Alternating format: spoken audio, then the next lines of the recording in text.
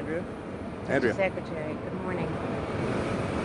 You said that there has been progress. I want to ask you about the humanitarian crisis in North Gaza. Independent experts like Cindy McCain of the World Food Program say it is a disaster, that children are malnourished with lifelong health effects, those who are not already starving.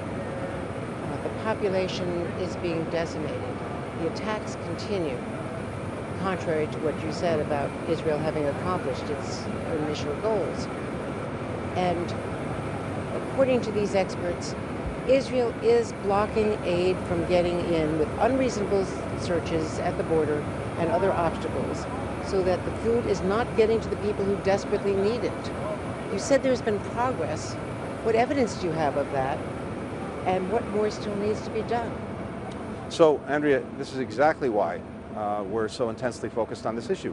It's why Secretary Austin and I wrote to our counterparts here in Israel. It's why we insisted that they take concrete, specific actions to improve the situation, to enable food not only to get to Gaza, and there are trucks getting to Gaza. A big part of the challenge is once they're there, it's moving them around within Gaza.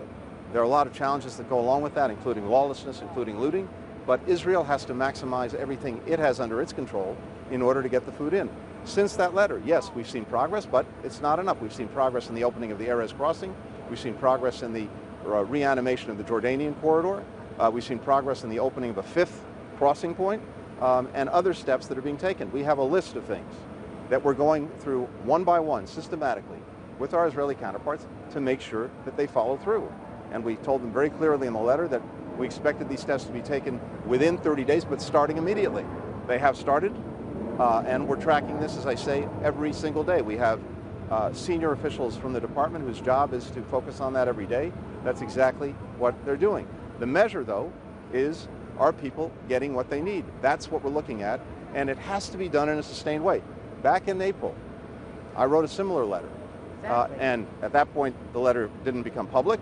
This one did, but we saw the improvements in April, and then we saw it go on a downward trajectory again. That's what caused Secretary Austin and I to write again. That's what's causing us right now to have this intense focus, even as we're trying to get to an end of conflict in Gaza, bring the hostages home, even as we're dealing with Lebanon, even as we're dealing with Iran. I mean, in April you warned them. Why wasn't that warning enough once they backslid? Because we saw them take action, we saw concrete improvements, and then as we saw it abate again. Is it an empty threat to withhold the weapons as is congressionally mandated? I am determined to follow the law. I will follow the law.